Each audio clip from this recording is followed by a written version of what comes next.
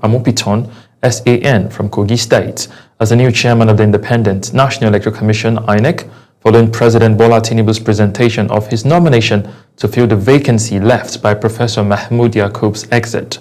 President Tinubu described the 58-year-old legal scholar as the first North Central nominee for the position and commended his apolitical stance and integrity, a sentiment echoed by Governor Ahmed Usman Ododo and other council members. The president is expected to forward Amupiton's name to the Senate for confirmation in accordance with constitutional provisions.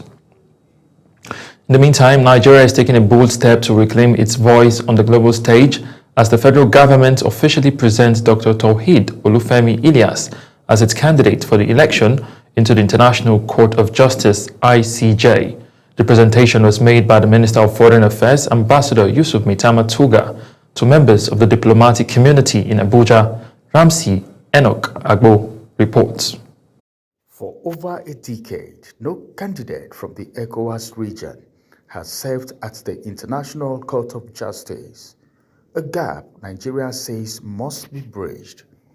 Addressing ambassadors and international representatives, the Minister of Foreign Affairs, Ambassador Yusuf Maitama Tuga, says Nigeria's latest nomination reflects the country's commitment to strengthening Africa's representation in global judicial affairs.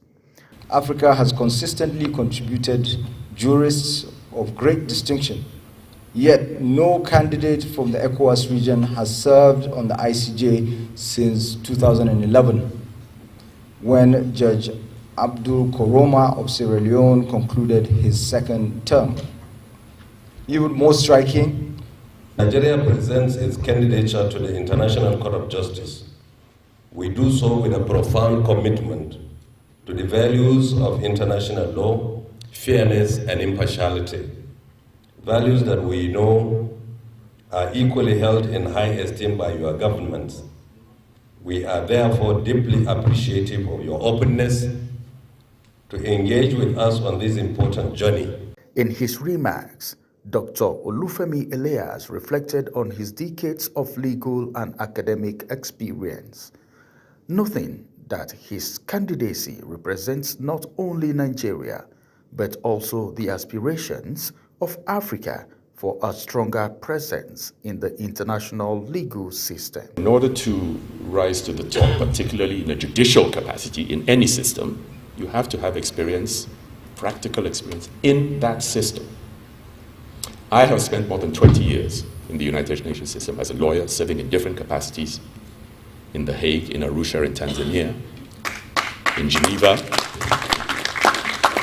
and in Washington, D.C. FRN for International Court of Justice. As Nigeria rallies international support for Dr. Ilyas' nomination, the country hopes his election to the ICJ will mark a new chapter for West Africa's participation in advancing justice and fairness on the global stage. Ramsey Enoch Agbo, Global TV News, Abuja. Let's now turn our attention to party politics, where with its national elective convention fast approaching, the People's Democratic Party, PDP, says it is leaving nothing to chance and ensuring smooth and colorful events. The party's Entertainment and Welfare Subcommittee met in Abuja to fine-tune plans for delegates' welfare, logistics and entertainment ahead of the convention scheduled for November 14 and 15 in Oyo State. Global Television political correspondent Ubong Usoro will bring that report to us in our subsequent bulletin. And now moving to education, where the federal government says the Tertiary Education Trust Fund, TET Fund, has significantly transformed tertiary institutions across the country through strategic intervention and accountability. Secretary of the TET Fund Board of Trustees, Aminu Bello Masari, emphasized that TET Fund's innovations and interventions are geared toward repositioning Nigeria as a producing rather than a consuming nation. Deployment of medical simulation centers in 8 universities strategically located across the 6 geopolitical zones of the universities. The universities are Ahmadu Bello University Zaria, University of Maiduguri, Federal University of Health Sciences, Bauchi, University of Ilorin, Kwara State, University of Lagos, Lagos State, Federal University of Health Sciences, Ila Ogun, Osun State, Nnamdi Azikiwe University, Anambra State, and University of Benin, Edo State. The Executive Secretary, Tertiary Education Trust Fund, Sonny Echono, appreciated the President for granting the fund's request, part of which is the building of hostels in tertiary institutions. The President said he wanted us to build hostels, enough hostels, livable hostels, decent hostels. You cannot put students in dilapidated conditions and expect them to come out and behave like well-brought up, well-bred children. Also speaking at the meeting is the Chairman, Senate Committee on Tertiary Institution, Danduse Mustad Mohammed, and the Chairman, House Committee on TED Fund and Other Services, Princess Marian Onoha. They also spoke about TED Fund's interventions. This intervention has not only improved the learning environment, but also enhanced the capacity of our institution to produce globally competitive graduates. This is in line with National Assembly tenets of renewed accountability and public sector efficiency. The town hall meeting is a symbol of transparency, vision, and accountability determined to ensure that every intervention by the fund delivers measurable and lasting impact.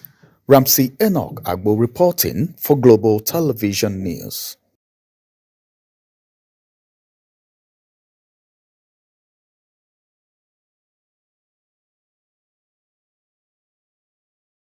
To the future.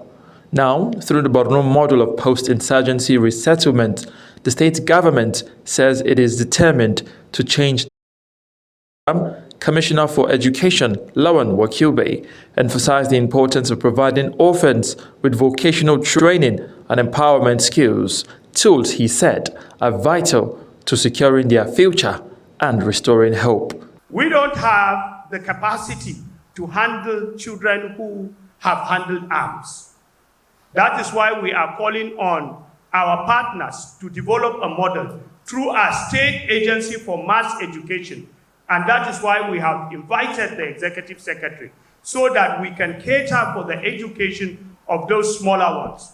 Also speaking, UNICEF country representative Wafa Said, represented by Shah Mohammed, expressed concern that years of insurgency have robbed many children of their dreams, exposing them to trauma, abduction, and violence.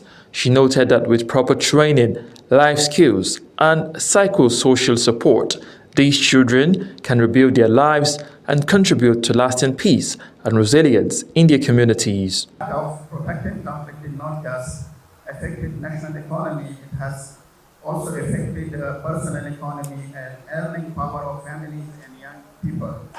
Each year, over 1,000 of children will benefit from these institutions, gaining practical skills that open doors to employment and livelihood. Now, as Borno continues to heal from the scars of insurgency, this initiative offers renewed hope, transforming tragedy into opportunity for thousands of orphaned children. With more collaborations from partners, the state's vision for recovery may well become a model for post-conflict rehabilitation across the region. Mukhtar Qasim, reporting for Global Television News. The federal government says it remains fully committed to uplifting and supporting nurses and midwives across the country, describing them as the backbone of Nigeria's healthcare system.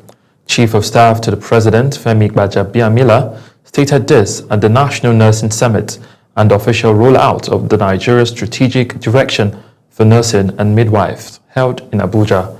Health correspondent Zara Unasir has details. With nurses and midwives accounting for nearly 60% of Nigeria's healthcare workforce, the federal government says strengthening their capacity is central to improving the nation's health delivery system. Represented by Director State House Medical Center, Dr. Dike Obalum, the Chief of Staff to the President, Femi Gbajabiamila, says the new nursing strategy aligns with President Bola Tinubu's renewed hope agenda in that ensuring quality and accessible healthcare becomes a right, not a privilege. He urged stakeholders, government agencies, and development partners to embrace stronger collaboration to achieve the goals of the initiative. I must begin by expressing my profound admiration for the Honorable Midwifery Council of Nigeria and all stakeholders. The Coordinating Minister of Health, Professor Muhammad Ali Fati, explained that the new direction promotes evidence-based nursing and midwifery practice across all health facilities, raising professional standards and setting Nigeria as part of the first country in West Africa to implement such an innovation. And we thank WHO for its lead role in helping facilitate this document. It is not meant to be a document sitting on shelves, but a blueprint for transformation. Also speaking, the chairman, Senate Committee on Health, Dr. Banugo, emphasized the importance of continued investment in nursing and midwifery education, describing it as a cornerstone for a stronger health system. All this is meant to gear us towards universal health coverage and improved workforce for our health services all over the country. On his part, the Registrar Nursing and Midwifery Council of Nigeria, Dr. Indagi Al-Hassan, said the summit provides a platform for professionals to discuss key issues affecting. At the end of the program, we will develop a strategic plan for 5 years of the blueprint of what we want the nursing and midwifery workforce should be. As the federal government strengthens its healthcare reforms, this new strategic framework signals a renewed drive to empower those at the heart of patient care, the nurses and midwives. Zahra Nasr, Global TV News. And now to environmental matters, where Nigeria's fight against desertification and poverty has received fresh momentum as the National Agency for the Great Green Wall sets out a renewed agenda to restore degraded lands and empower communities. Director General of the agency, Saleh Abubakar, says the move signals a renewed commitment to environmental sustainability and good governance. Sadia Yakubu has details. Looking at the induction and familiarization program for the newly inaugurated council members of the National Agency for the Great Green Wall in Abuja, the Director General, Saleh Abubakar, commended the inauguration of the third council, describing it as a renewed call to service. He noted that the appointment of new members comes at a time when the world is facing severe environmental challenges such as desertification and food insecurity issues, which pose existential threats to millions of Nigerians living in dryland region. Action. This is the essence of our theme, green leadership and good governance, aligning roles for environmental impact. This speaks to the very heart of our mission, to restore degraded landscapes, combat desertification, and build resilient ecosystems across Nigeria's drylands. Abubakar urged council members to embrace green leadership rooted in empathy, foresight, and innovation. Policies translate into tangible results for communities. He reaffirmed the agency's commitment to transparency, collaboration, and community-driven action, stressing that the Great Green Wall must stand as a lasting symbol of environmental stewardship and good governance. Green leadership is not just about planting trees, but about planting hope. It is about leading with empathy, foresight, and a commitment to sustainability. A call to service, a call to align our roles, our values, and our commitment toward the noble cause of restoring Nigeria's degraded lands. Earlier, the newly inaugurated chairman of the council, Magnus Ebi, unveiled a purposeful agenda aimed at combating desertification, reducing poverty, and promote the Great Green Wall Initiative as a vision of survival, resilience, and hope, noting that millions of Nigerians depend on its success to restore livelihoods and strengthen climate resilience. Also work to achieve transparency and accountability within the framework of our actions and policies moving forward. With the Council's new agenda and leadership commitment, the National Agency for Great Green Wall looks set to deepen its impact in reclaiming degraded lands and driving sustainable growth across Nigeria's vulnerable regions. Sadia Yakubu, reporting for Global Television. You're watching the live broadcast of News Cycle. When News Cycle returns, the Tigers draw Germany, France in World Cup qualifiers. Details coming shortly, plus business and foreign stories on the other side of this break. Please stay with us.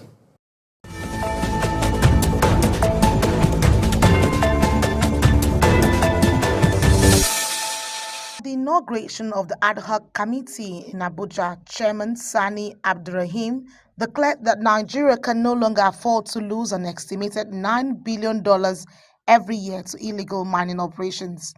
He said the committee will work to block revenue leakages, enforce transparency, and ensure that all proceeds from the country's mineral resources are properly accounted for. It is estimated that Nigerians lost approximately $9 billion annually to illegal mining activities. This theft of our resources that should be enriching our nation has gone on for too far a long time. It is time to put an end to it. Our mission is very clear. It is to block these revenue leakages. The lawmaker emphasized the need for stronger interagency collaboration and tougher enforcement measures to sanitize the sector. Delivering a goodwill message on behalf of the Commandant General of the Nigerian Security and Civil Defense Corps, Assistant Commander of the Corps, Atta Onoja, said the mining marshals established in March 2024 have made significant progress. Just 3 weeks ago, we secured convictions, and all these are efforts geared towards ensuring that we demarcate illegal mining activity in Nigeria. Nigeria Security and Civil Defense Corps as an agency is assuring this honorable committee of our maximum cooperation, maximum support where necessary. To regularize their operations with relevant agencies, a development the House Committee says it will build on to ensure accountability and sustainability in the mining sector. With the committee now set to begin investigations, expectations are high that Nigeria may finally stem the losses and restore order to its mining industry. Aniete Patrick, reporting for Global TV. And now to news making rounds on the foreign scene. We begin from Cameroon's Anglophone region, where a separatist-imposed lockdown ahead of the October 12 presidential election has forced schools and shops to close, leaving residents trapped in their homes and struggling to cope with the week of disruption amid a decade-long separatist conflict in the country's English-speaking areas. Our correspondent, Uyi Agbomofuigbe, completes the report. Where visitors once used to gather on Limbe's spectacular beaches of black volcanic sand, holiday makers have become scarce since fighters from the country's Anglophone minority mounted a revolt in 2016. Separatists had taken up arms after the government brutally crushed protests by English speakers angry at what they saw as their marginalization in the mostly francophone country, killing at least 6,000 people in fighting. In recent years, the conflict has eased, though tensions have risen with Cameroon's upcoming presidential election scheduled for October 12.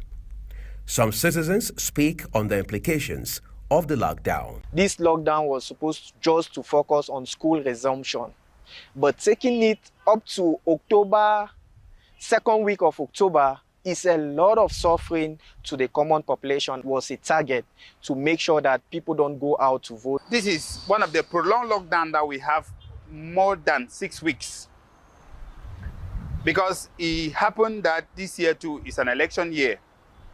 And, you know, the separatist lockdown is meant to frustrate the activities of the state, which is the election. However, academic activities and civil life have been far worse hit by the extremely restrictive measure put in place by government. Teachers come, the students are not there. For the few teachers who are able to come, those who live in the green zones where there is security. The ordinary civilian, we just have to be cautious and take precautions for our own safety. Since the crisis began, the separatists have called for a ghost town strike each Monday, with shops shuttering and locals told to stay at home. Uyi Agbomofuigbe, reporting for Global TV News. Let's now head to the United Kingdom, where Prime Minister Keir Starmer says the UK will not relax visa rules for India. He was speaking shortly after he arrived in India to discuss the benefits of a recent trade agreement. Starmer is leading a delegation of more than 100 entrepreneurs, cultural leaders and university vice-chancellors